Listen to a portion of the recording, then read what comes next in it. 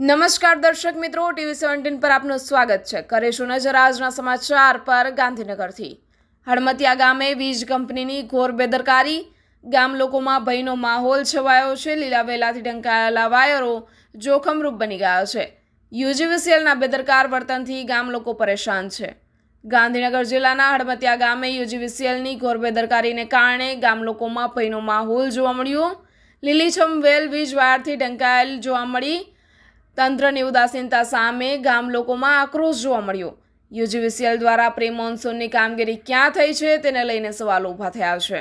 ગામમાં અનિચ્છનીય ઘટના ઘટે તો જવાબદાર યુજીવીસીએલ રહેશે તેવું ગામ લોકોએ જણાવી રોષ ઠાલવી રહ્યા છે.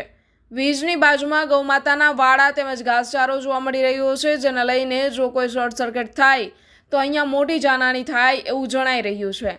હળમતિયા ગામના આ દ્રશ્યો જોતા ચોક્કસથી કહી શકાય કે લીલી વેલો અને લીલાછમ બાવળથી આ વીજ વાયર ઢંકાઈ ચૂક્યા છે. ત્યારે ચોક્કસથી કહી શકાય કે અહીં શોર્ટ સર્કિટ થવાની ઘટના બની શકે છે. ત્યારે જો કોઈ અઘટિત ઘટના ઘટે તો જવાબદાર કોણ વગેરે ગામ લોકોના સવાલો ઊભા થયા છે. ઘોર બેદરકારી જોવા મળી છે ત્યારે ગ્રામજનોમાં પણ ભારે રોષ ફેલાયો છે.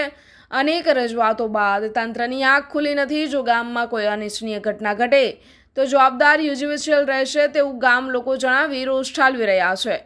અહીંયા મોટું નુકસાન અને દુર્ઘટના ઘટે તેવું ચોક્કસ લાગી રહ્યું છે.